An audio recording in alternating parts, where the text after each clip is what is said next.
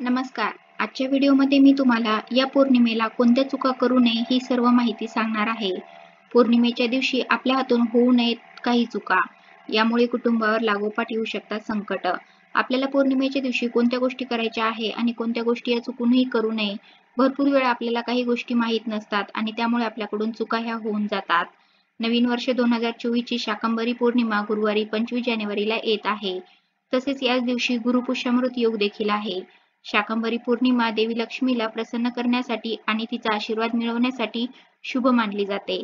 कारण पौर्णिमेच्या रात्री आणि शुक्रवारी संपत्ती वाढीसाठी देवी लक्ष्मीची पूजा केली जाते. पौर्णिमेच्या दिवशी लोक आपले नशीब चमकवण्यासाठी अनेक उपाय देखील करतात. परंतु अशा गोष्टी देखील जाणून घेतल्या पाहिजेत ज्या पौर्णिमेच्या दिवशी करण्यास मनाई आहे. काही निश्चित गोष्टी केल्यास देवी लक्ष्मीचा कोप देखील होतो. त्यामुळे आपले नशीबही साथ देत नाही. शास्त्रानुसार प्रत्येक पौर्णिमेच्या दिवशी सकाळी सकाळी पिंपळाच्या झाडावर लक्ष्मीचे आगमन होते. म्हणून जर तुम्ही धन प्राप्त करण्याची इच्छा बाळगत असाल तर सकाळी या दिवशी नित्यकामातून निवृत्त होऊन पिंपळाच्या झाडाखाली लक्ष्मीची पूजा करावी. माता लक्ष्मीच्या ओम महालक्ष्मी नमः या मंत्राचा जप करावा. तसेच तिथे एक दीप देखील प्रज्वलित करावा. दिवा लावताना आपण शुद्ध तुपाचा दिवा हा तिथे प्रज्वलित करायचा आहे.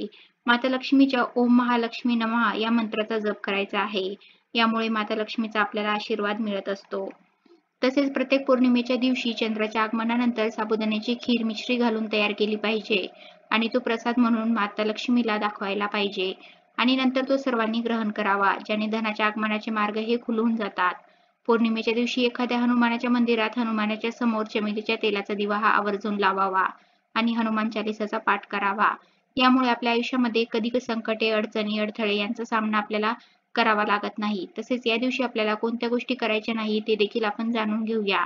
धार्मिक मान्यतेनुसार जे घर स्वच्छ असते त्या घरात देवी लक्ष्मी वास करते. परंतु सूर्यास्तानंतर साफसफाई करण्यास मनाई आहे.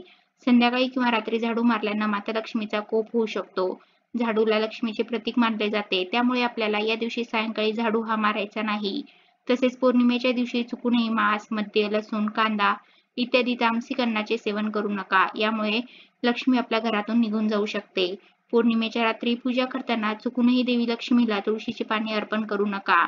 तुळशीची पाने भगवान विष्णूंना प्रिय आहेत, परंतु देवी लक्ष्मीला ती आवडत नाहीत. माता लक्ष्मीला तुळशीची पाने अर्पण केल्यास तुमच्या प्रगतीवरती देखील परिणाम होईल. पौर्णिमा किंवा रात्री जेवणात दही हे खाऊ नये.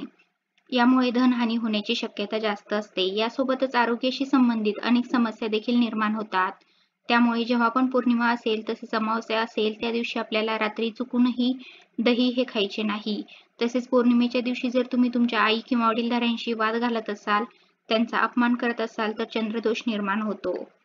चंद्रदोषामुळे सुख आणि समृद्धीचा नाश होत असतो. पौर्णिमेला चंद्राचा प्रभाव जास्त असतो, कारण या रात्री तो आपल्या पूर्ण कलांनी चमकतो. अशा स्थितीत चंद्राची पूजा करावी, जेणेकरून त्याच्याशी संबंधित दोष दूर होतील. चंद्रबलामुळे धन, सुख आणि शांती आपल्याला मिळत असते. या दिवशी आपल्याला घरामध्ये अजिबात ही कलह हे करायचे नाही. मग तुमच्या मुलामुलांचे देखील भांडणे होऊ द्यायचे नाही. पती पत्नीने देखील वाद घालायचे नाही, कारण की वास्तू ही नेहमी तथास्तु म्हणत असते. आपण जसे बोलतो, जसे वागतो तसेच आपल्याबाबत होत असते. त्यामुळे नेहमी सकारात्मक आपण घरामध्ये बोलायचं आहे. मग आपल्याबाबत देखील सकारात्मकच होईल. चंद्र पौर्णिमेच्या दिवसाची देवता आहे आणि भगवान शिव हे त्याचे दैवत आहे. आपल्याकडून कोणत्याही प्रकारे भगवान शिवाचा अपमान होणार नाही याची काळजी घ्यावी. शिवजींच्या अपमानाने सर्व काही बिघडेल. त्यामुळे आपल्याला कुणाचाही अपमान हा करायचा नाही. तसेच या पौर्णिमेच्या दिवशी आपल्याला घरातील नकारात्मक ऊर्जा दूर होण्यासाठी आपल्याला एक उपाय करायचा आहे. तर आपल्याला आंब्याच्या पानांचे तोरण हे दरवाजाला लावायचे आहे.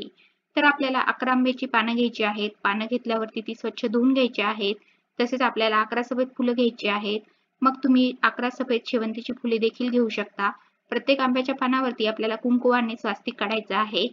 तसेच प्रत्येक सफेद फुलावरती आपल्याला हळद कुंकू अर्पण करायचं आहे. नंतर आपण एक आंब्याचं पान आणि एक सफेद फूल अशा प्रकारे 11 आंब्याची पानं आणि 11 सफेद फुले यांचं तोरण आपण बनवायचं आहे आणि हे तोरण आपण दरवाजाला लावायचं आहे. हे दरवाजाला लावल्यावरती आपण धूपदीप दाखवायचा आहे. हळदी कुंकू अर्पण करायचं आहे. यामुळे आपल्या घरामध्ये कोणतीही नकारात्मक ऊर्जा ही प्रवेश करणार नाही. तसेच उंबरठ्याचे लेपन देखील आवर्जून करायचं आहे.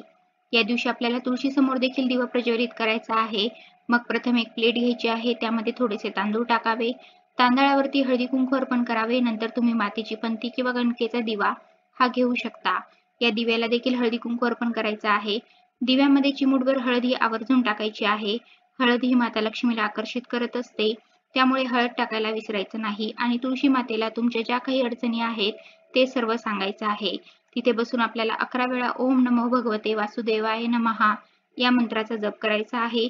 यामुळे आपल्या आयुष्यात येणारे बरेच अडचणी अडथळे हे दूर होत असतात व आपल्या घरामध्ये सुख शांती आणि समृद्धी देखील येते. अशा प्रकारे आजच्या व्हिडिओमध्ये मी तुम्हाला पौर्णिमेला कोणत्या चुका करू नये हे सांगितलेलं आहे. धन्यवाद.